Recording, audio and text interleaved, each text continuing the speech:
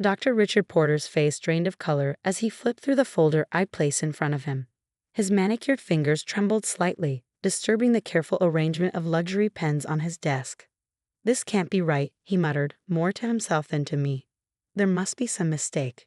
"I ran the tests myself," I replied calmly. "Twice. No mistake, Richard. Stage 3 pancreatic adenocarcinoma with vascular involvement."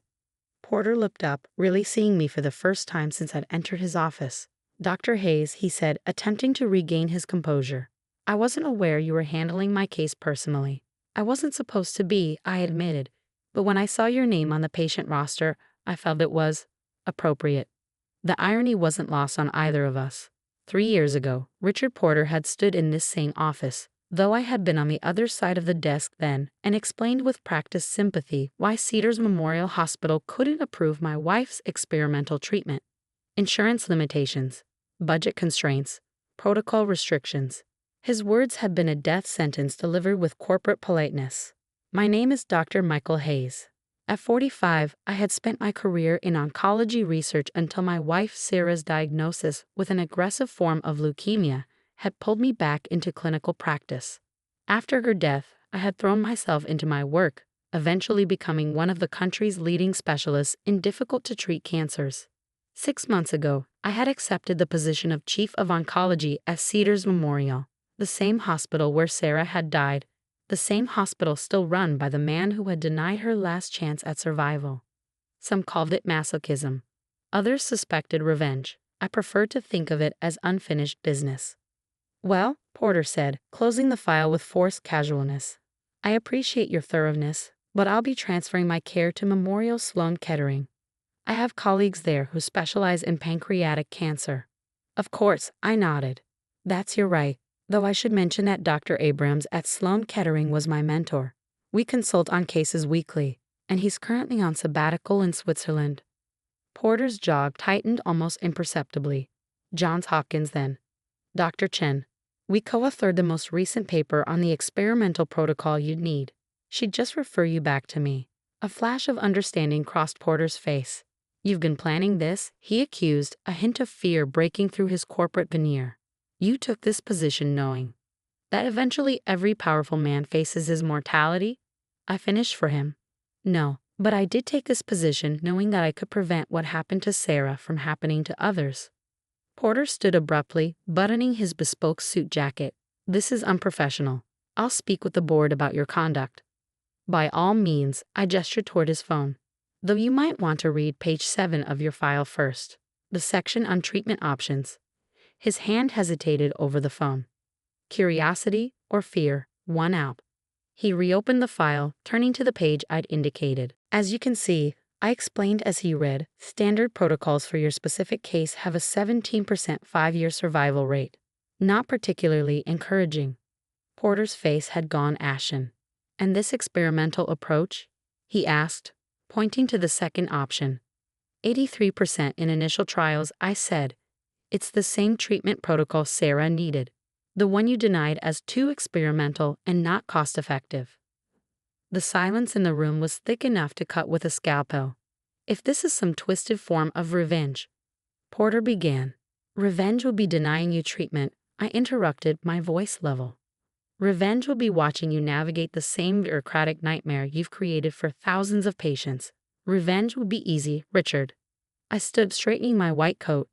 "But I took an oath, the same one you took before you decided hospital administration was more lucrative than actually treating patients. First, do no harm." Porter sank back into his chair, the reality of his situation finally hitting him. The great equalizer, disease, had brought one of Philadelphia's most powerful healthcare executives to the same vulnerable position as the patients whose care he reduced to numbers on spreadsheets. "What do you want from me?" he asked quietly. "Reform," I replied simply, "beginning with approval of the Compassionate Care Initiative I submitted to the board last month, the one you've been blocking. Full funding for our clinical trials program, and your public support for the policy changes that would prevent insurance denials for experimental treatments when standard options fail." "You're blackmailing me." I shook my head. "I'm offering you the best medical care available, regardless of costs, exactly what I'd offer any patient. The policy changes aren't for my benefit. They're for the patients who will come after you. I placed a second folder on his desk. This contains the consent forms for treatment, along with the policy amendments I've drafted for the board. Take the weekend to review everything. My team begins the first treatment cycle on Monday morning. As I turned to leave, Porter called after me. Hayes. I paused at the door. If I refuse? I looked back at him, allowing myself a small, sad smile. Then you'll receive the current standard of care for someone with your diagnosis and insurance limitations. Nothing more, nothing less. Exactly what Sarah received. The executive wing of Cedars Memorial Hospital had always seemed like a separate universe from the medical floors, all mahogany paneling and tasteful artwork, designed to impress donors and comfort board members who rarely ventured into the actual hospital corridors. Dr. Elena Patel, my deputy and longtime friend, waited for me by the elevator. Well? She asked as the doors closed. He'll agree, I replied, the confidence in my voice masking the turmoil beneath. Self-preservation is a powerful motivator. Elena studied my face. Are you sure you can do this, Michael? Treat the man well. Yes, I said firmly. I have to. When Sarah had been diagnosed 3 years ago, I had still been primarily a research oncologist, working on experimental protocols that showed promise for treatment-resistant cancers. Her leukemia had initially responded to conventional approaches, but when it returned aggressively, the only hope had been an immunotherapy trial I'd helped develop. Porter, recently appointed as CEO, had been implementing a new fiscal responsibility framework. Sarah's treatment had become a casualty of his policies, deemed too expensive, too experimental for the hospital to justify to their insurance partners. By the time I had arranged alternative options at another institution, her condition had deteriorated beyond the point of eligibility. I had watched my brilliant, vibrant wife slip away over 6 agonizing weeks. Porter had sent flowers to her funeral, hospital policy for employees' family members. The board meeting is Wednesday, Elena reminded me as we exited onto the oncology floor. A world of beeping monitors, hushed conversations, and the distinct antiseptic smell that no amount of air freshener could disguise. If Porter supports the initiative, we could change everything. When he supports it, I corrected. He doesn't have a choice. Monday morning arrived with the controlled chaos typical of a hospital beginning its week. I had been at Cedars since 5 a.m., reviewing cases and preparing for Porter's treatment. When he arrived, escorted by a private nurse, his typical commanding presence had already diminished, whether from the reality of his diagnosis or the knowledge of his precarious position with me, I couldn't tell. Dr. Hayes, he acknowledged stiffly. Richard, I replied, using his first name deliberately. I see you've met Nurse Okafor. She'll be your primary during treatment. I've brought the signed paperwork, he said, handing me both folders. All of it. I reviewed the documents quickly, consent for treatment, and more importantly, his written endorsement of the policy changes I proposed, ready for Wednesday's board meeting. Excellent, I said, handing the policy documents to Elena. Let's get you settled and begin the protocol. Over the next hour, Porter experienced the reality most patients face, changing into a hospital gown, surrendering his autonomy to medical staff, becoming a body to be treated rather than a person in control. I explained each step of the protocol in detail, watching as he processed the information not as a hospital administrator but as a frightened patient. This is the same treatment Sarah needed, he asked as Nurse Okafor inserted his IV line. A refined version, I answered. We've improved the response rate since then. His eyes met mine. Would it have saved her? The question hung in the air between us. 3 years of grief, anger, and professional determination compressed into 6 words. Probably, I said finally. We'll never know. The first round of treatment proceeded smoothly. Porter tolerated the initial medications well, and the specialized immunotherapy components were scheduled for day 3. As we concluded, I updated his chart while Elena checked his vital signs. The board chairman called. Elena informed me quietly as Porter dozed. He's confirmed the special session for Wednesday to review the policy changes. Good, I nodded. Everything's proceeding as planned. What I didn't tell Elena was how seeing Porter as a patient, vulnerable, afraid, clutching at hope the same way Sarah had, was affecting me. I had anticipated satisfaction, perhaps even a grim sense of justice. Instead, I felt a complex mixture of emotions that didn't fit neatly into categories like revenge or redemption. Wednesday morning found me standing before the hospital board, Porter seated among them, looking noticeably more haggard than his usual polished self. The effects of Sunday and Monday's treatments were evident in his pallor and a slight tremor in his hands. The Compassionate Care Initiative, I began, represents a fundamental shift in how Cedars Memorial approaches cases that fall outside standard treatment protocols. Rather than defaulting to denial based on cost considerations, we propose a multidisciplinary review process that prioritizes patient outcomes over short-term financial metrics. Several board members shifted uncomfortably, exchanging glances. This philosophy directly contradicted the approach Porter had championed for years. The data is clear. I continued displaying slides that showed both medical outcomes and long-term financial implications. When we invest in innovative treatments, even expensive ones, we not only save lives but ultimately reduce costs through shorter hospital stays, fewer complications, and enhanced institutional reputation. I outlined the specific policy changes, the funding mechanisms, and the oversight committee structure that would ensure responsible implementation. Then, with perfect theatrical timing, I turned to Porter. CEO Porter has reviewed these proposals in detail and has prepared remarks on their financial viability. All eyes turned to him. This was the moment. Would he honor our agreement or attempt to undermine the initiative he had opposed for so long? Porter rose slowly, the effort clearly taxing him. 3 days ago, he began, his voice less commanding than usual. I received a diagnosis that many would consider a death sentence. Pancreatic cancer, stage 3. A ripple of murmurs spread through the room. Few had known of his condition. Dr. Hayes is treating me with an experimental protocol, one that would have been denied under our current policies. He paused, gathering himself. The same type of protocol that was denied to his wife under my leadership. The room fell silent.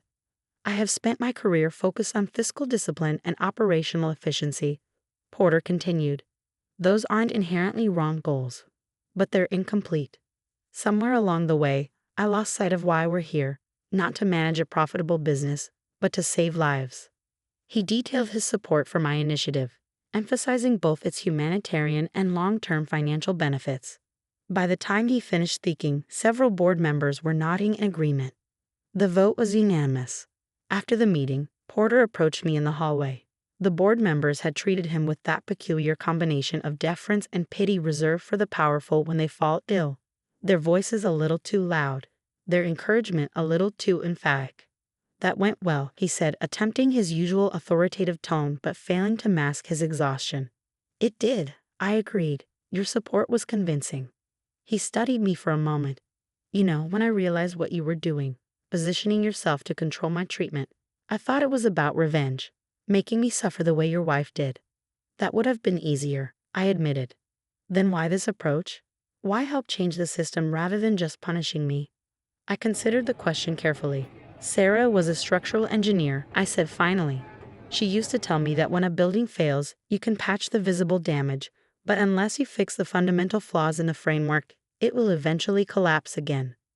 Porter nodded slowly, and I was a fundamental flaw. Your policies were, I corrected. You were just a symptom of a larger problem. A healthcare system that values balance sheets over human lives. We stood in silence for a moment, the hospital continuing its relentless rhythm around us. Your next treatment is tomorrow morning, I said, turning to leave. Get some rest, Richard. The protocol is demanding, but the results are worth it. Hayes, he called after me. Would you have treated me even if I hadn't agreed to support your initiative? I paused, considering the question that had haunted me since discovering his diagnosis. The answer mattered, not just to Porter, but to my own understanding of who I had become in the aftermath of Sarah's death. Yes, I said finally, because that's the difference between us. You saw Sarah as a budget item. I see you as a patient. 6 months later, Richard Porter stood at the podium in the hospital's main auditorium. Addressing the staff and media gathered for the official launch of the Cedars Memorial Compassionate Care Center, a dedicated wing for patients requiring experimental or specialized treatments regardless of insurance status. His cancer was responding well to the protocol. The latest scans showed significant tumor reduction, and while he wasn't out of danger, his prognosis had improved dramatically. He had lost weight, and his designer suits hung loosely on his frame, but his voice had regained some of its former strength.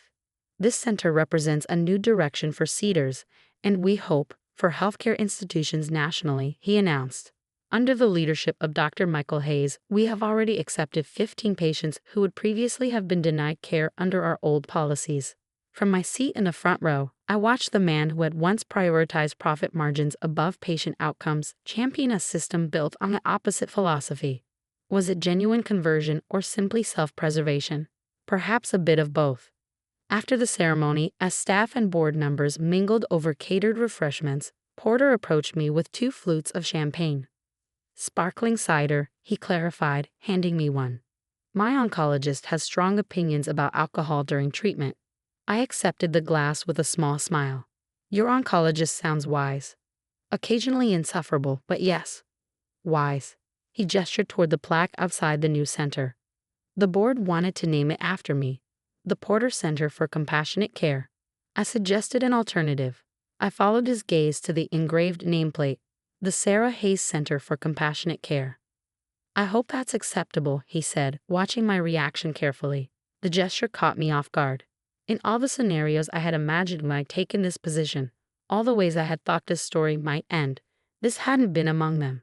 Sarah would have appreciated the irony, I said finally, raising my glass slightly, to unintended legacies.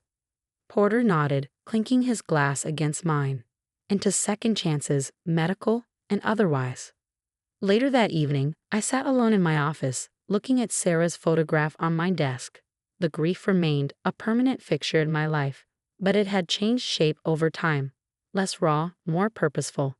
When I had accepted the position at Cedars, many of my colleagues had assumed I was seeking revenge against Porter and the system that had failed my wife. Perhaps that had been part of it, but Sarah had always believed in fixing broken things rather than simply assigning blame for their failure. The center bears the name which treats hundreds of patients who would otherwise fall for the traps of our private healthcare system. Patients who, like Porter, could receive care based on medical need rather than financial calculations.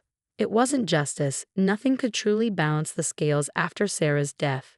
But it was something better, something more enduring than revenge. It was change. I tucked Sarah's photo into my bag and turned off the office light. Tomorrow would bring new patients, new challenges, and another treatment session for Porter. The work continued, not just treating disease, but treating the flawed systems that too often determined who lived and who died.